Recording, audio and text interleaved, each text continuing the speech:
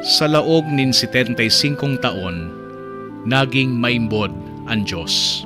Ako po si Eduardo Esquejo, sarong lay ministry sa itong parokya, ang San Gregorio Magno.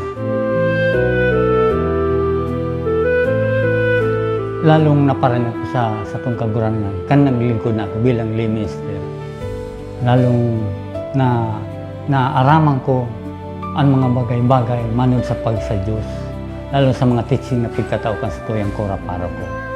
Sa kapwa naman, ang pagpakumaba na naakudang ko sa simbahan, mga teaching, ang pagpakumaba sa kapwa na maiwasan mo na ang pakikiuron sa mga bagay na di mo gusto sa sutang sosyedad.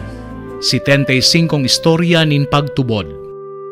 Sarong simbahan, sarong pagtubod. Mga istorya kan pagiging maimbod kan Diyos.